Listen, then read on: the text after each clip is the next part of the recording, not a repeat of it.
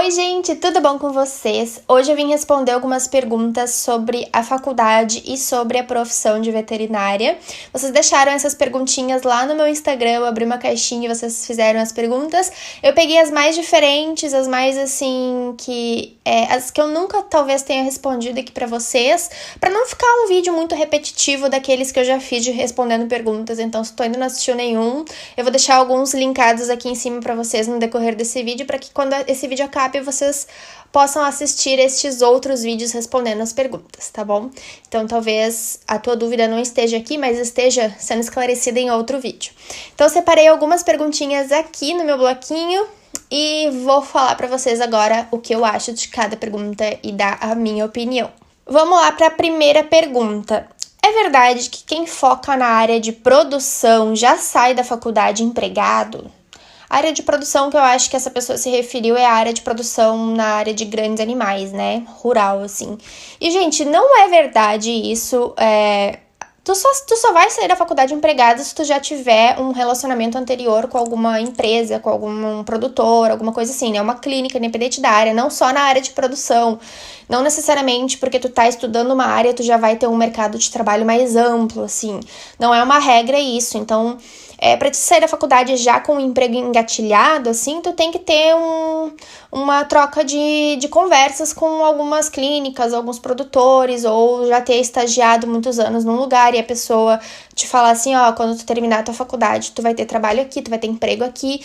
Então, não é uma regra, não tanto para a área de produção quanto para qualquer outra área. Tem muitos alunos muitos estudantes que terminam a faculdade, já são profissionais, mas ficam um tempo aí tentando se encontrar no mercado de trabalho. Então, não é uma regra. Próxima pergunta. As buscas para um estágio são difíceis? Em qual área é mais difícil? As buscas para um estágio são difíceis, sim, tá? Independente da área, é muito difícil que eles queiram contratar estagiários. E quando eles aceitam estagiários, muitas vezes esse estágio não é remunerado. Ou seja, tu trabalha e não ganha. Porque, eu não sei, é uma máfia aí que tem nas clínicas, que tem no mercado da veterinária. Eu falo pela veterinária porque é o que eu conheço, né? Mas eu não sei nas outras áreas. Que estagiário tem que estar lá por amor só, para ser voluntário, tu não ganha nada. Então, é muito difícil tu encontrar uma clínica ou um local, assim, que te acolha como estagiário remunerado. Então, é difícil, sim. Eu digo por experiência própria que agora que eu tô procurando estágio, estava procurando estágio para fazer o meu estágio curricular, ou seja, que é um estágio obrigatório, não é nem assim a clínica, eu vou fazer esse favor pra ti, vou te pegar como meu estagiário. Não, é um estágio obrigatório, que o mercado de trabalho já tá esperando esses estagiários no final do curso para eles, né, pra gente prestar o serviço para eles e poder formar na faculdade. E mesmo assim, mesmo nessa ocasião, foi muito difícil de eu encontrar uma clínica que aceitasse, que me respondesse para começo de conversa. Não é nem aceitar, mas pelo menos me respondesse que sim ou que não, porque eu enviei para várias clínicas o pedido de estágio, perguntando se eles aceitavam estagiários, que eu estava interessada, que eu estava me formando e precisava de um estágio. Eu posso dizer aí tranquilamente que uns 98% das clínicas não me respondiam, nem para dizer um não. Então eu ficava naquela angústia, assim, poxa, será que a pessoa leu o meu e-mail? Será que a pessoa não leu? Será que ela aceita, mas talvez tenha esquecido de responder? Então é uma parte, assim, bem chatinha, bem difícil. Se tu tem sorte, tu consegue logo de cara, assim, né? Mas tu não pode contar com a sorte, tu tem que ir atrás e muitas vezes as pessoas não têm, assim, a bondade de te dar uma resposta, sabe? Então, foi bem difícil, até porque a faculdade, pra te ver bem, a faculdade, ela tem uma lista de estágios de clínicas que são conveniadas já. Ou seja, essas clínicas já estão acostumadas a pegarem estagiários de veterinários que são formandos para acolher na sua clínica para que eles possam fazer os estágios curriculares, o estágio de final de curso. Então, essas clínicas já estão esperando esses estudantes da minha faculdade e mesmo assim, essas clínicas não me deram retorno. Então, foi bem difícil e é difícil sim, tá? Em qual área é mais difícil? Eu acho que não sei, gente. É que eu não posso dizer pra vocês das outras áreas, porque a minha área é na área de pequenos animais, então eu procurei com base nisso, assim. Eu só tive respostas ou não tive respostas a partir dessa área. Eu não sei, eu não posso te dizer das demais, tá? Próxima pergunta. Precisa ser bruta, né, pra fazer a pra fazer veterinária? Gente, olha pra mim, que tu já tem a tua resposta, tá? Eu não sou nada bruta. Por incrível que pareça, eu também tenho medo de chegar perto de vaca, enfim, boi, de cavalo. Eu tenho medo, então se eu fosse uma pessoa bruta, eu não teria medo. E eu não sou nada bruta, eu sou muito delicada, inclusive. Eu não sei se parece, se vocês pensam ao contrário, mas eu sou muito delicada, então não precisa ser bruto. Acho que isso é uma raridade, assim, as pessoas, estudantes de veterinária serem brutas, nem quem gosta de trabalhar com grande porte, com grandes animais, né, animais de produção, é 100% bruto. Então, é mais ou menos, essa informação não é verídica, tá? Essa pergunta aí não é verídica. Próxima pergunta, como é enfiar... Gente, essa daqui... Ai, meu Deus, eu li essa pergunta e eu dei risada na hora que eu tava escrevendo ela. E agora, de novo, essa pergunta eu já vou explicar o porquê que ela fez essa pergunta, tá? Como é enfiar o braço no pip da vaca? Tenho muita curiosidade, kkkk. Gente, pra quem não sabe, na veterinária, na parte de grandes animais, quando a gente tá fazendo o exame na vaca, exame de gestação principalmente, o exame é feito pelo reto, ou seja, pelo ânus da vaca. Por incrível que pareça, assim, a gente enfia a mão no reto da vaca para sentir os ovários, para sentir essas coisas assim. Então, a gente faz o caminho inverso.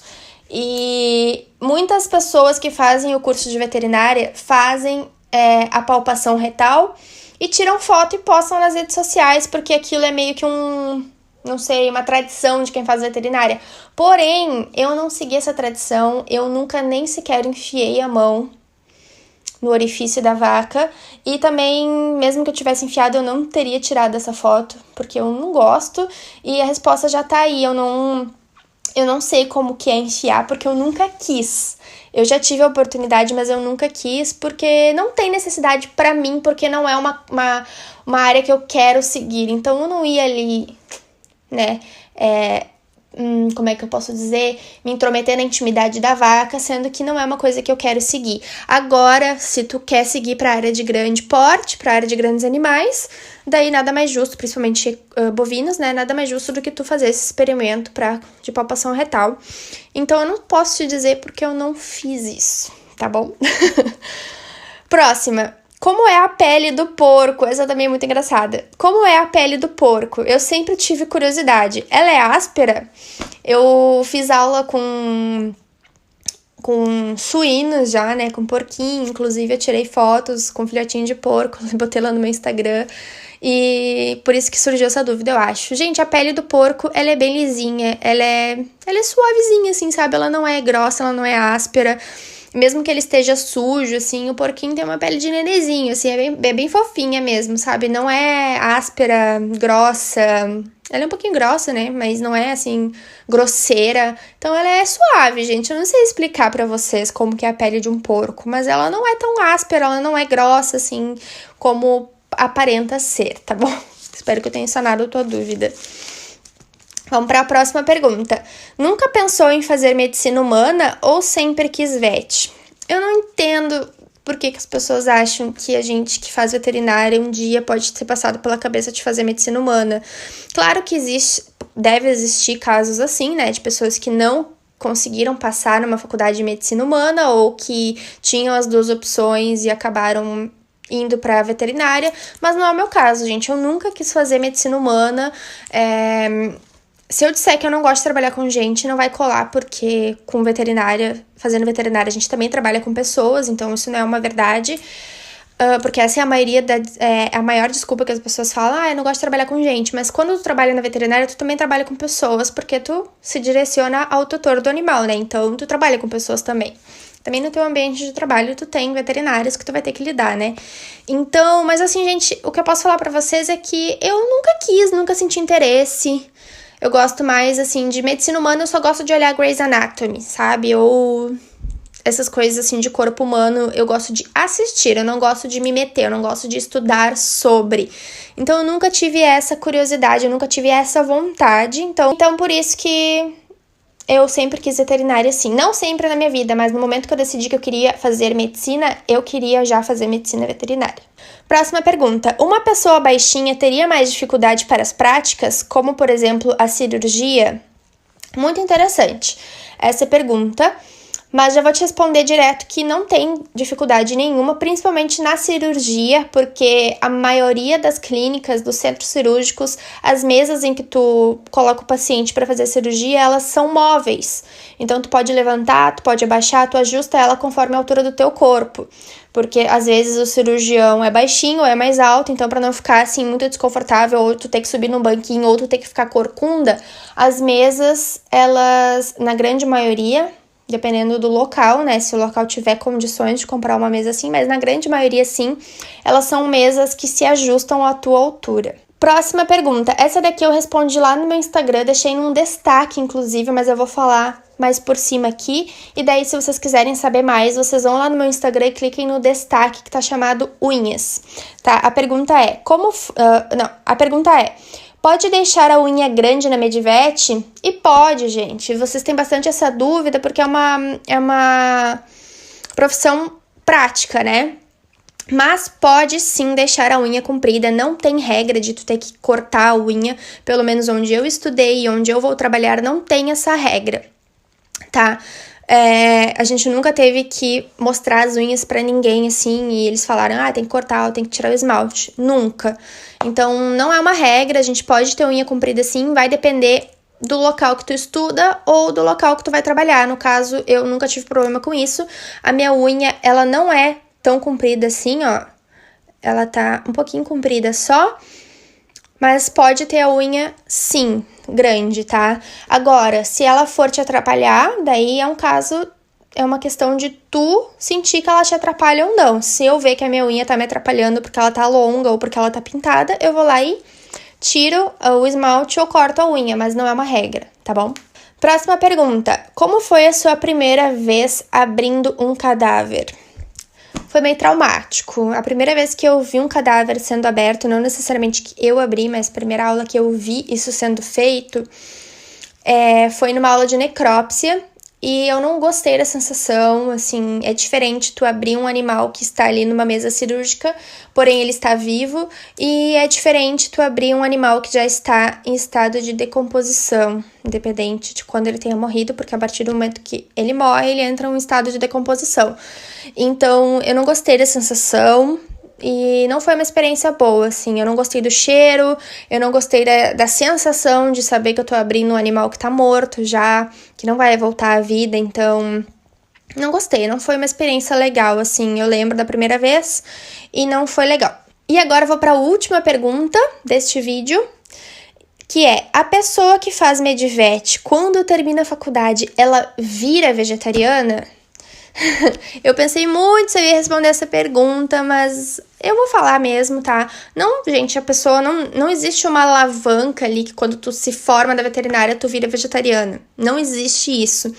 Inclusive, eu já comentei isso num outro vídeo com vocês, respondendo perguntas também, que quem pensa que veterinários são vegetarianos por obrigação, veganos, vai se decepcionar. Porque a grande maioria, e eu posso dizer assim, ó, grande maioria mesmo, mais de 90% dos veterinários não são vegetarianos nem veganos. E tu pode... Enfim, isso é um assunto muito pessoal, eu acho que cada um tem que respeitar a opinião do outro, mas tu não tem que chegar julgando quem não é vegetariano, porque isso não implica na qualidade do serviço dele. E as áreas da veterinária são muito amplas, então o médico veterinário ele não é obrigado a ser vegetariano nem vegano, e cada um tem que cuidar da sua própria vida.